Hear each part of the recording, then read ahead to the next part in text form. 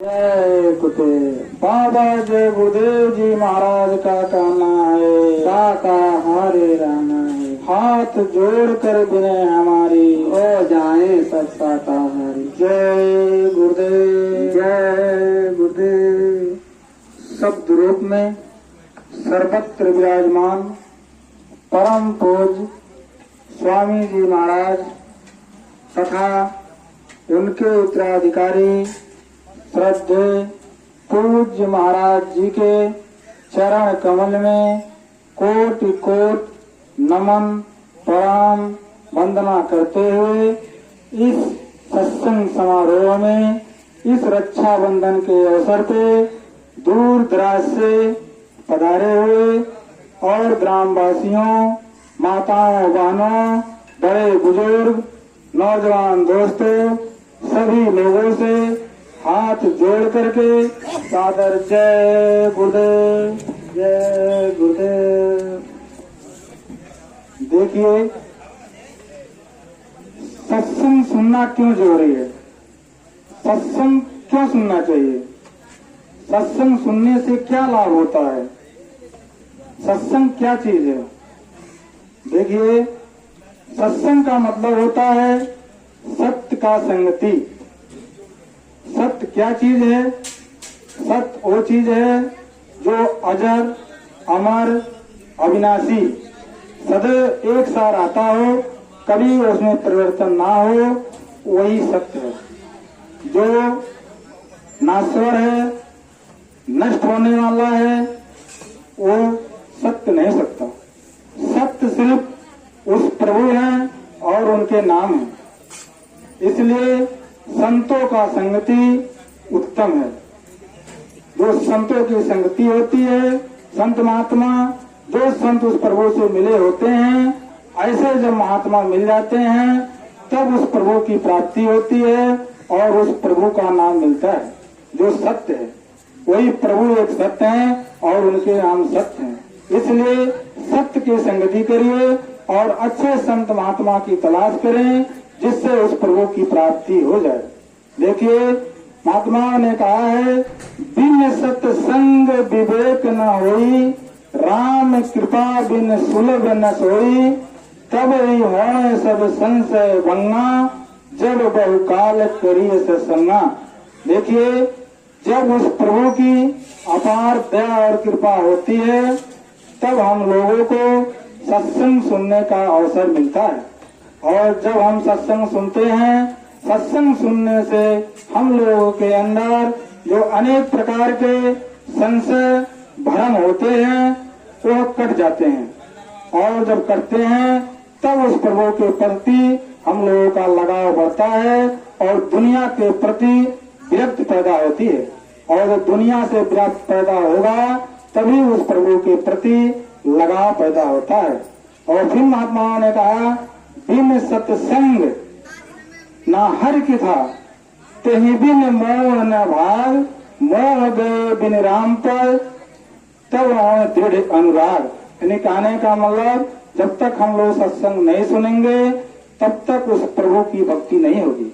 तब सत्संग हम लोग सुनेंगे तभी उस प्रभु के प्रति लगाव होगा और हम लोगों के अंदर जो मोह माया है उसका जो डोर होगी वो ढीला होगी।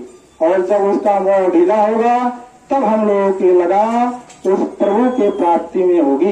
इसलिए हम लोगों को चाहिए कि कहीं भी सत्संग हो उस सत्संग में जाएं और सत्संग को श्रवण करें, क्योंकि सत्संग ही ऐसी रास्ता है जिससे वो प्रभु मिलते हैं। सत्संग ही ऐसी रास्ता है जिससे हम लोगों के अंदर का जो अवगुण है वो नष्ट होते हैं, बुरे खोटे कर्म नष्ट होते हैं। और जब बुरे खोटे नष्ट होते हैं तभी वो प्रभु प्राप्त होते हैं। जब तक हम लोगों के मन निर्मल नहीं होगा तब तक वो प्रभु नहीं मिलेंगे। क्योंकि महात्माओं ने कहा है निर्मल मन जन सो मोहि पावा, मोहि छल छिद्र कपट नहीं भावा। यानी जब तक इस मन के अंदर कपट रहेगा, मोह माया रहेगा, काम क्रोध लोभ मोह अहंकार रहेगा, तब तक उस प्रभु को हम लोग प्राप्त नहीं कर सकते। जब तक इस 5 छोड़ हमारे अंदर से नहीं निकलेंगे तब तक वो प्रभु नहीं मिलेंगे, और जब तक वो 5 चोर नहीं निकलेंगे तब तक हमारे मन निर्मल नहीं होंगे। इसलिए महात्माओं की सत्संग बहुत दुर्लभ है। जब महात्माओं की सत्संग मिलेगा तभी हम लोगों के अंदर के ये जो काम, क्रोध, लोभ, मोह, अहंकार है तभी ये निकलेंगे। और देखिए महात्माओं ने कहा, मुद मंगलमय संत समाजों जो जग जंगम तीरथ राजो। यानी कहने का मतलब संतों महात्माओं का जो सत्संग होता है, संतों महात्माओं को जो हम संग करते हैं, ये बहुत मंगलमय और कल्याणकारी होता है। देखिए हम लोग तीर्थ व्रत करने के लिए प्रयागराज जाते हैं। इस हिंदुओं के धर्म ग्रंथ में पूरे 68 तीर्थ हैं, लेकिन 68 तीर्थ में सबसे उत्तम तीर्थ प्रयागराज को यानी त्रिवेणी को माना गया है। लेकिन प्रयागराज को सबसे उत्तम तीर्थ क्यों माना गया है? क्योंकि देखिए जिस जगह पर संत महात्मा रहते हैं वही जगह तीर्थ स्थान बनता है। प्रयागराज में भरद्वाज मुनि रहते थे। भरद्वाज मुनि बसे प्रयागा, परमारथ पथ परम सुहागा।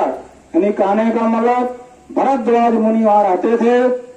उन्होंने अपने आत्मा को उस परमात्मा से मिला रखा था, और उनके शरण में जितने लोग आए सब लोगों को उन्होंने उस प्रभु प्राप्ति का रास्ता बताया, और कितने लोगों ने उस प्रभु को प्राप्त कर लिए।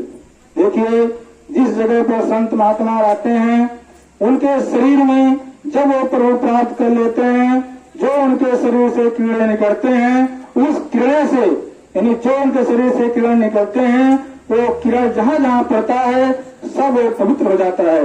अगर वो किसी के फल को खा लें, किसी पेड़ पौधे को छू लें, किसी नदी में नहा लें तो वो सब पवित्र हो जाता है।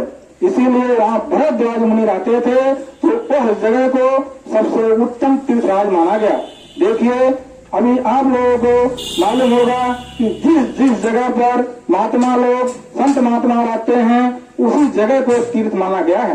पहले के जमाने में नदी ही था, अक्सर करके संत महात्मा नदी के किनारे में रहा करते थे, क्योंकि नदी किनारे में रहने से उनको नहाने धोने में, खाना पकाने में, भक्ति भाव करने में वहाँ एकांत रहता था। इसलिए संत महात्मा अक्सर करके पहले जमाने में नदी के किनारे ही रहा करते थे, क्योंकि उतना नल नहीं था, उतना व्यवस्था नहीं था। सिर्फ नदी ऐसी जगह था जहाँ सब साधन वहाँ मिलता था, और गांव एरिया में वे रहते तो उनको साधन भजन करने में कठिनाई होती। इसलिए वो एकांत स्थान पे किसी नदी के किनारे में जाकर के रहते थे, और वही साधन भजन करके उन्होंने प्रभु को प्राप्त करते थे। देखिए इसलिए प्रयागराज को सबसे उत्तम तीर्थ माना गया है। इसका उदाहरण है, देखिए कृष्ण भगवान भी जमुना नदी के किनारे वहाँ रहते थे, और राम ने भी अयोध्या नदी के किनारे में थे। तो जितने संत महात्मा आप लोगों को उदाहरण दे, काशी में भी देख लीजिए, सब जितने संत महात्मा थे अक्सर करके नदी किनारे में ही अपने कुटिया मठ मंदिर बनाया करते थे। लेकिन आज के समय में नल का व्यवस्था हो गया, पानी का व्यवस्था होगा, तो कहीं भी संत महात्मा अपना आश्रम बना करके रहा करते थे, और वहाँ भी तीर्थ बन जा रहा है। इसलिए ये जो प्रयागराज है ये सबसे उत्तम माना गया है। इसी प्रकार से जिस जगह पर संत महात्मा रहते हैं वही लोग, वही जगह, वही पवित्र होता है। देखिए वही जो गंगा जमुना सरस्वती है, गंगा ऊपर से आई हुई है, लेकिन बहुत रास्ते में जाकर के गंगा सागर में मिल गई है, लेकिन रास्ते में बहुत सारे गांव हैं, सबको तीर्थ नहीं कहा गया, क्योंकि सब जगह महात्मा नहीं रहते थे। जिस जगह पर महात्मा रहते हैं वही जगह तीर्थ होता है। इसलिए संतों महात्मा का रहने का जो जगह होता है वही उत्तम है, वही तीर्थराज है। देखिए महात्माओं के बारे में आता है कि हम लोगों के मस्तिष्क के अंदर 3 नाड़ियां हैं, सूक्ष्म नाड़ियां हैं। ये जो बाएं तरफ की नाड़ियां हैं इसको ईड़ा यानी जमुना कहा जाता है, और जो दाएं तरफ की नाड़ियां जाती है इसको गंगा और पिंगला कहा जाता है, और जो बीच की नाड़ियां हैं इसको सुषुम्ना यानी सरस्वती कहा जाता है। और गंगा और जमुना सरस्वती ये तीनों नाड़ियां ईड़ा, पिंगला और सुषुम्ना जिस मंडलों में तीनों जाकर मिलती हैं वही असली प्रयागराज और मानसरोवर वही तीर्थराज है।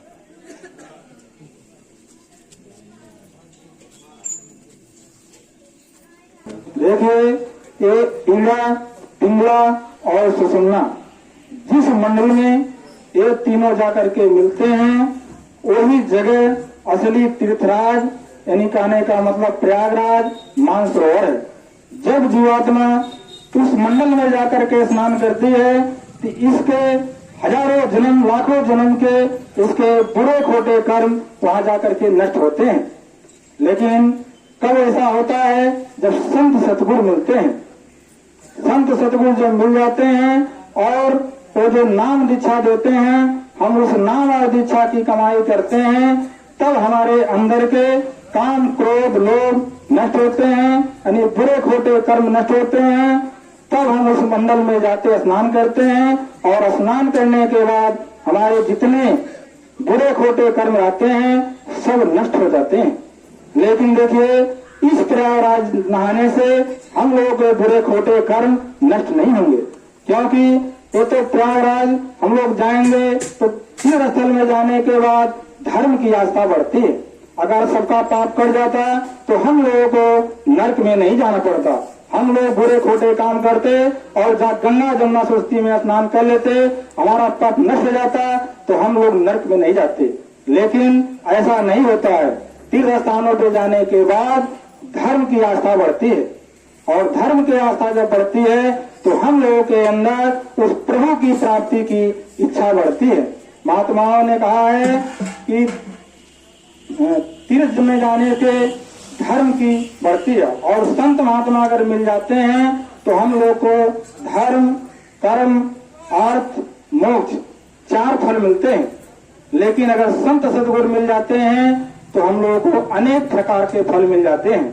सदगुरु मिलने के बाद कोई फल ऐसा नहीं बाकी रहता जो शेष रह जाए, और सदगुरु मिल जाते हैं तो हमारे बुरे खोटे कर्म सभी को जला करके उस प्रभु से मिलने का रास्ता बता देते हैं और अंतर में हम उस प्रभु को पाने लगते हैं। देखिए मरने के बाद कभी कोई भी उस ईश्वर को प्राप्त नहीं कर सकता। जिन्होंने भी ईश्वर को प्राप्त किया जीते जी प्राप्त किया। मीराबाई ने प्राप्त किया, गोस्वामी जी ने प्राप्त किया, कबीरदास जी ने प्राप्त किया, साजोबाई ने प्राप्त किया। ऐसे बहुत से महात्मा हुए जिन्होंने जीते जी इस प्रभु को प्राप्त कर लिए। देखिए मरने के बाद कोई चिट्ठी पत्र तो नहीं आता कि हम लोग उस प्रभु को इतने जाते हैं, कोई इस प्रभु से मिलता है, नरक में जाता है या स्वर्ग में जाता है, किसी को नहीं पता। जो भी पाया है गुरु को, जो भी प्रभु को प्राप्त किया, जीते जी प्राप्त किया। अगर हम लोगों को भी उस प्रभु को प्राप्त करना है तो जीते जी प्राप्त करना होगा। देखिए अगर पढ़ने वाला व्यक्ति अगर अनपढ़ है तो मरने के बाद कभी BA MA की डिग्री प्राप्त नहीं कर सकता। इसलिए अगर हम लोगों को उस प्रभु को प्राप्त करना है तो संत महात्माओं की खोज करना पड़ेगा। संत महात्मा खोज करेंगे और वो अपना नाम दीक्षा देंगे। कमाई करने के बाद हम उस प्रभु को प्राप्त कर लेंगे। इसलिए कहा गया है 3 लोक 9 खंड में गुरु से बड़ा न कोई, करता करे न कर सके, गुरु करे सो होए। इस पूरे संसार में तीनों लोक में बिना गुरु के कोई भवसागर से पार नहीं हो सकता। अगर भवसागर से पार होना है तो हम लोगों को गुरु करना जरूरी है। लेकिन गुरु कैसा होना चाहिए? जिसका आत्मा उस परमात्मा से मिला हो, ऐसा गुरु करने की जरूरत है।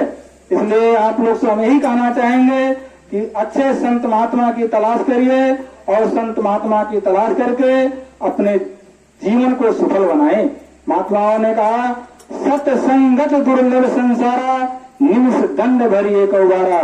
कहने का मतलब ये जो सत्संग मिलता है बहुत भाग्य से मिलता है, बहुत दुर्लभ है। ये सत्संग सुनना, महात्माओं का सत्संग सुनना बहुत दुर्लभ है। सत्संग देखिए हम लोग नहीं सुनाते हैं, सत्संग तो सिर्फ महात्मा सुनाते हैं, सतगुरु सुनाते हैं। लेकिन हम लोग उन्हीं का जो वाणियां होती है उसी को दोहराते हैं।